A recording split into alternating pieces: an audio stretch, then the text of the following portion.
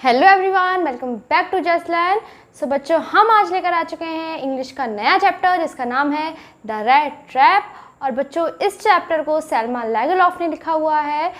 जो सेल्मा लेगरॉफ हैं वो अपनी हर स्टोरी में एक ही मोरल देती हैं, और वो मोरल ये है कि हर एक इंसान के अंदर एक न एक अच्छाई छुपी हुई होती है, और हम अपनी एक छोटी सी कोशिश करके उसमें से उसकी अच्छाई को बाहर ला सकते हैं। चाहे वो ईविल ही क्यों ना हो, उसके अंदर भी हम एक अच्छाई लेकर बाहर, उसकी अच्छाई जो है उसको बाहर लेकर आ सकते हैं। तो चलिए फिर शुरू करते हैं इस चैप्टर को बिना किसी देरी के।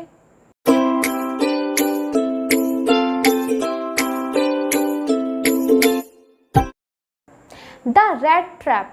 तो क्या है इस कहानी में? बेटा, कहानी की शुरुआत कुछ ऐसे होती है कि एक पुअर वैगाबॉन्ड जिसका नाम होता है पैडलर। अ पुअर वैगाबॉन्ड, वैगाबॉन्ड मतलब जिसके पास ठिकाना ना हो, जो रोड रोड पे घूमता हो, उसको हम वैगाबॉन्ड कहते हैं। तो क्या होता है कि हमें दिखाया जा रहा होता है कि जो वैगाबॉन्ड होता है वो कुछ अपने रैट ट्रैप्स के साथ, जो चूहेदानी बोलते हैं जिसको, उनको लेकर रोड पर बैठा हुआ होता है, उनको बेच रहा होता है। तो क्या होता है, once upon a time a poor vagabond वो क्या करता है, रैट ट्रैप बेचकर अपना गुजारा करता है, अपने जो खाना है, अपना पेट पालता है वो रैट ट्रैप्स बेचकर। वो लोहे की तारों से वो रैट ट्रैप बनाता है, वो कहीं कचड़े में से, कहीं कहीं से, जहाँ से उसको वो लोहे की तार मिलती हैं वहाँ से वो लेकर आता है और उनसे रैट ट्रैप बनाता है, और रैट ट्रैप बनाकर वो उनको बेचता है। लेकिन क्या होता है कि ये जो रैट ट्रैप का उसका जो बिज़नेस होता है वो उसके लिए प्रॉफिटेबल नहीं होता है। कभी कभी क्या होता है कि रैट ट्रैप बेच कर भी उसके खाने लायक पैसे उसके पास नहीं हो पाते हैं, तो वो कभी कभी उसको भीख भी मांगनी पड़ती है अपना पेट पालने के लिए। और क्या होता है कि कभी कभी उसको छोटी छोटी चोरियां भी करनी पड़ती हैं। तो इस तरह से वो क्या होता है, अपना पेट पालता है। खाली रैट ट्रैप से ही उसका गुजारा नहीं हो पाता है। तो एक बार की बात है, क्या होता है कि वो चलता हुआ जा रहा होता है, शाम हो चुकी होती है और वो चल रहा होता है, और चलते चलते उसको कुछ थॉट आता है। इस चैप्टर में सेल्मा लेगरॉफ ने साइकोलॉजी, जो इनकी जो वैगाबॉन्ड होते हैं, इनकी साइकोलॉजी के बारे में बताया है कि आखिर ये भी किस लेवल तक सोच सकते हैं, उसके बारे में बताया है। तो उसके दिमाग में एक थॉट आता है, वो ये सोचता है चलते चलते, क्योंकि उसके पास कोई काम तो होता नहीं है, तो वो ऐसे सोचते हुए चलता रहता है। वो ये सोचता है कि जैसे मैं रैट ट्रैप बनाता हूँ, मैं चूहेदानियाँ बनाता हूँ, वैसे ये पूरा वर्ल्ड भी क्या है, एक रैट ट्रैप है हम लोगों के लिए। जैसे वो छोटा सा लोहे का जो रैट ट्रैप चूहे के लिए रैट ट्रैप है, और वैसे ये पूरी दुनिया हमारे लिए रैट ट्रैप है, क्योंकि हम भी इसके जो मटेरियलिस्टिक लाइफ है उसमें फंसते रहते हैं, और चीज़ें, नई नई चीज़ें देखकर उनको पाने की कोशिश करते रहते हैं, और इस वर्ल्ड में फंस जाते हैं। तो ऐसे ही वो सोचता है कि ये पूरी दुनिया भी हमारे लिए क्या है, एक रैट ट्रैप है, और इसके अंदर जो भी पैसा है, जॉब्स हैं, जो कुछ भी है, ये उसके लिए एक लालच है, और इसी लालच में आकर वो उस दुनिया रूपी रैट ट्रैप में फंस जाते हैं। तो इसके बाद क्या होता है, वो चलता चला जाता है, क्योंकि वो वैगाबॉन्ड होता है तो उसके पास रहने के लिए कोई भी ठिकाना नहीं होता है, रात गुजारने के लिए कोई भी ठिकाना नहीं होता है। और जो शाम है वो होने लगती है, शाम हो जाती है, तो वो चलते चलते उसे क्या होता है, रास्ते में एक ग्रे कलर का घर दिखाई देता है, जो कि क्रॉफ्टर का घर होता है। उसमें क्रॉफ्टर रहता है, और क्या होता है, वो घर को नॉक करता है, तो उस घर में से वो जो क्रॉफ्टर है वो निकल कर बाहर आता है, और वो उसे अंदर आने के लिए कहता है। तो जो वैगाबॉन्ड होता है वो ये कहता है कि मन में सोचता है कि आज तक मुझे तो किसी ने अंदर आने नहीं दिया है, ये मुझे क्यों अंदर बुला रहे हैं। तो उसे बड़ा ही शौक लगता है कि ऐसे कोई मुझे कैसे अंदर आने दे सकता है। लेकिन जो क्रॉफ्टर होता है वो इसलिए उसको अंदर आने देता है क्योंकि वो काफ़ी लोनली होता है, उसको काफ़ी लोनलीनेस फील हो रहा होता है, क्योंकि उसके घर में उसके अलावा कोई भी नहीं रहता है। तो इसलिए वो वैगाबॉन्ड को, पैडलर को अंदर आने की परमिशन दे देता है। और फिर क्या होता है, वो दोनों बैठकर आपस में ताश खेलते हैं, गेम्स खेलते हैं, और दोनों बैठकर सिगरेट भी पीते हैं। तो क्या होता था कि पहले ना पाइप्स में सिगरेट पी जाती थी, तो वो उसे अपने में से एक टुकड़ा काट के उसको देता है, और दोनों साथ में बैठ कर उसको पीते हैं।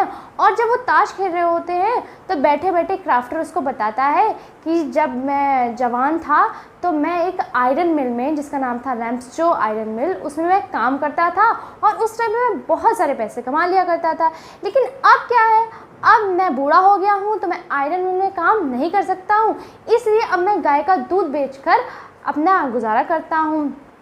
तो वो उसे बताता भी है कि आज मैंने गाय का दूध बेचकर 30 क्रोनर्स कमाए हैं।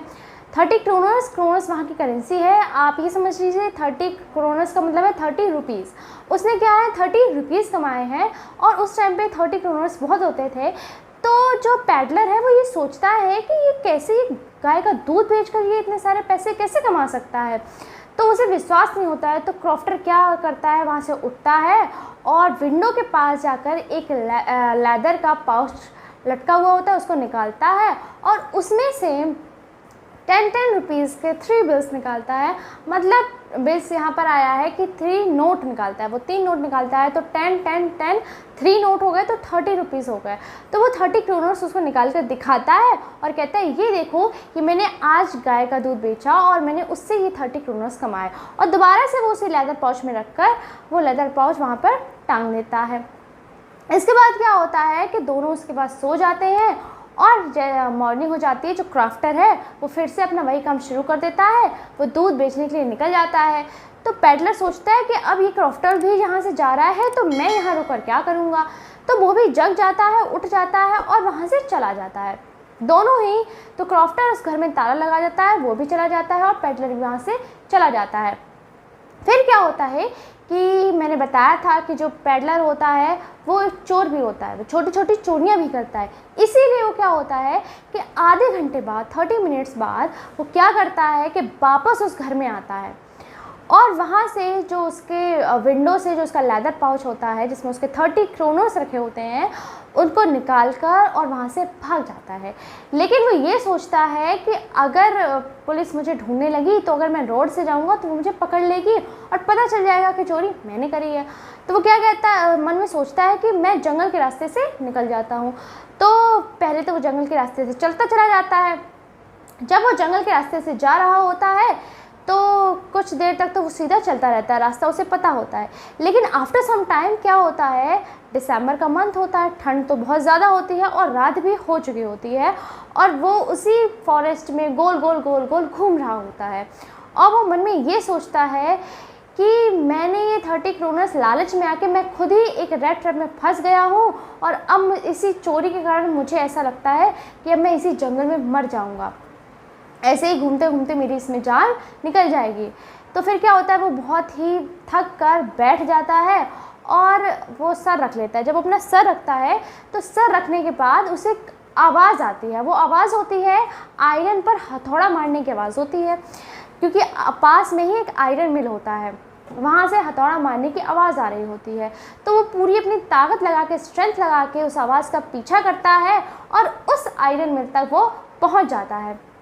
जब वो आयरन मिल के पास पहुंचता है, उस आयरन मिल में बहुत सारी मशीनें चल रही होती हैं, और वहाँ का जो मास्टर ब्लैक स्मिथ होते हैं और उनके अंदर जो कर्मचारी काम कर रहे होते हैं वो यहाँ पे काम कर रहे होते हैं। और ये क्या होता है, फोर्स बोला गया है उसको।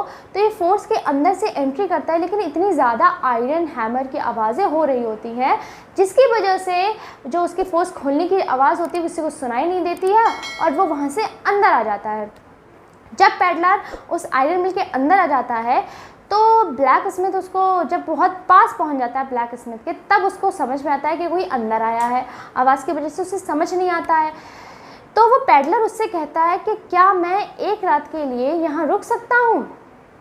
तो ब्लैक स्मिथ जो होता है वो बहुत कोल्डली, मतलब बहुत खुश होकर नहीं या फिर ना ही ज़्यादा गुस्से में, बस वो ऐसे सिर हिला देता है कि हाँ यस रुक जाओ। मगर वो कहता नहीं कि हाँ ये बैठिए, ऐसा कुछ नहीं कहता, बस वो सर हिला देता है बैठो। क्योंकि ये पहली बार नहीं था कि कोई वहाँ पर रात गुजारने आया था, ऐसा काफ़ी टाइम्स हो चुका था कि वहाँ पर कोई ना कोई रुकने के लिए आया करता था रात में। तो ऐसे ही आज वहाँ पर पैडलर भी गया था रात गुजारने के लिए।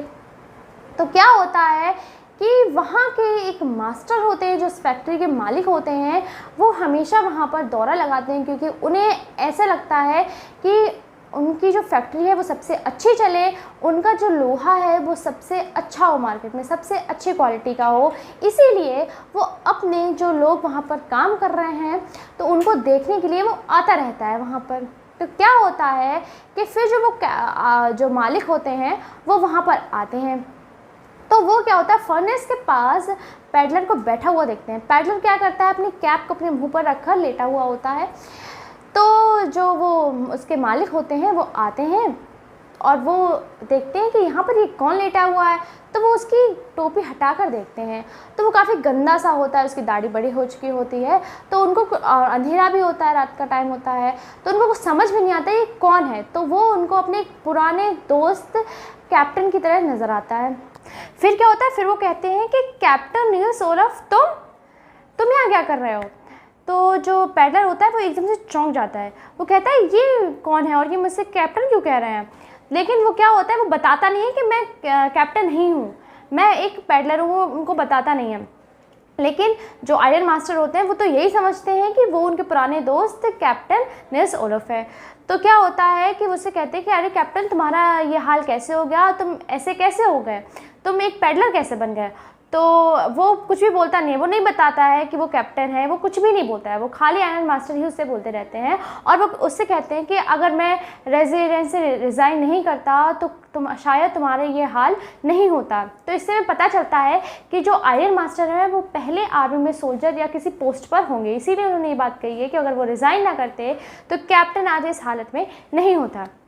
तो जो पैडलर होता है वो भी ये बात सोचता है कि ये जो आयरन मास्टर है ये अगर मुझे अपना दोस्त समझ रहे हैं तो अच्छी बात है, समझने दो, क्योंकि अगर ये मुझे दोस्त समझ रहे हैं तो थोड़ा सा मेरी हालत देखकर, मुझे तरस खाकर मेरे ऊपर शायद ये मुझे 2-3 क्रोनर्स या 10 क्रोनर्स मुझे दे दे। तो वो उनको बताता नहीं है। तो आयरन मास्टर क्या कहते हैं उससे कि कैप्टन तो मेरे घर चलो, मैं वैसे भी मैं घर पे अकेला ही रहता हूँ, मैं और मेरी बेटी और एलिज़ाबेथ मर चुकी है और मैं ही अकेला घर में रहता हूँ। मतलब यहाँ पे एलिज़ाबेथ का नाम आया है, मतलब एलिज़ाबेथ जो है वो आयरन मास्टर की वाइफ है जो कि मर चुकी हैं और वो अपनी बेटी एटा विलियमसन के साथ वहाँ रहते हैं। तो वो कहते हैं कि चलो तुम क्रिसमस मेरे साथ ही मनाना, क्योंकि मैं और मेरी बेटी ही इस खाली क्रिसमस पे रहते हैं और कोई नहीं होता है, तो हमें अच्छा लगेगा, मेरी बेटी को अच्छा लगेगा अगर तुम क्रिसमस हमारे साथ सेलिब्रेट करोगे। लेकिन जो पैडलर होता है वो मन में सोचता है कि ये तो ज़्यादा हो रहा है, अगर मैं इसके साथ चला गया तो मैंने जो क्रोनर्स की चोरी करी है वो शायद सामने आ जाए और मैं पकड़ा जाऊँ, ये रेड ट्रैप है, मैं इसमें फंस नहीं सकता। तो आयरन मास्टर को साफ साफ मना कर देता है कि मैं आपके साथ क्रिसमस पर आपके घर नहीं चल सकता हूँ। तो आयरन मास्टर भी बहुत ज़िद्दी होते हैं, वो मन में सोच चुके होते हैं कि उन्हें किसी न किसी तरह अपने दोस्त कैप्टन नील्स ओलफ को अपने घर, अपने मैनर पर लेकर जाना है। तो वो क्या होता है कि चले जाते हैं। उसके थोड़ी देर बाद, आधे घंटे बाद, एक कैरेज आती है जिसमें से एडला विलियमसन उतरती हैं, जो आयरन मास्टर की बेटी होती है, वो उससे उतरती है और उसके साथ एक वेलर होता है जो उसका फर वाला कोट लेकर उतरते हैं। अमीर हैं वो लोग, तो ऑब्वियस सी बात है कि वेलर तो आसपास ही होंगे उसके। तो वो उतरती है, लेकिन वो दिखने में काफ़ी सुंदर तो नहीं होती है, लेकिन वो बहुत ही काइंड हार्टेड गर्ल होती है। तो वो क्या करती है, वो जाती है पैडलर के पास और जो पैडलर होता है वो हैट को मुंह पर रखकर सो रहा होता है। तो वो उसकी हैट हटाती है तो एकदम से शॉक्ड होकर पैडलर उठ जाता है। और इसमें आपकी स्टोरी में, आपकी बुक में बताया गया है कि जो पैडलर वो एक आँख खोल कर सो रहा होता है। ऐसा क्यों कहा गया है, क्योंकि वो पैडलर है, रोड वगैरह पे सोना ज़्यादा सेफ़ नहीं होता है, इसीलिए ये लोग ऐसे ही सोते हैं एक आँख खोलकर कि ज़रा सा भी कुछ आवाज़ हो तो एकदम से उठ जाते हैं। वैसे ही वो वहाँ भी सो रहा होता है। तो एडला विलियमसन कहती है, आई एम एडला विलियमसन और मैं आयरन मास्टर की बेटी हूँ और उन्होंने मुझे भेजा है आपको क्रिसमस के लिए अपने घर ले जाने के लिए। तो कैप्टन एकदम से घबरा जाता है क्योंकि वो नहीं जाना चाहता है उसके घर पे, वो रेड ट्रैप में फंसना नहीं चाहता है। तो एडला विलियमसन जब उसकी आंखों में देखती है तो वो एकदम से समझ जाती है कि ये जो फादर के दोस्त हैं ये घर नहीं जाना चाहते, शायद इन्होंने कोई चोरी करी है या फिर कोई क्राइम किया है जिसकी वजह से ये हमारे घर जाने में डर रहे हैं।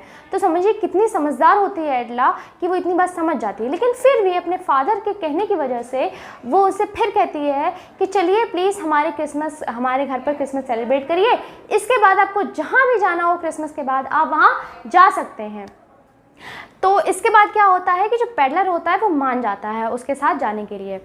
तो क्या होता है, जो उसका वैले होता है वो पैडलर को एक फ़र वाला कोट देता है, तो वो अपने सड़े हुए कपड़ों पे वो फ़र वाला कोट पहनकर और उसके कैरेज में बैठकर चला जाता है।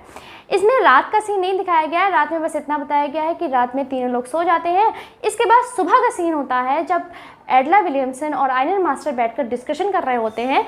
तब जो आयरन मास्टर होता है वो आयरन मास्टर उससे कहता है, होता है ना कि हमारे दोस्त भी हो, हम उनको देखें और हम सोचते हैं ना मन में कि आखिर ये ऐसी हालत में हमें इनकी हेल्प करनी चाहिए। दोस्ती क्यों, हमें कोई भी दिख जाता है तो हम ये सोचते हैं हम कैसे इसकी हेल्प करें जो इससे ये पॉवर्टी से उठ सके।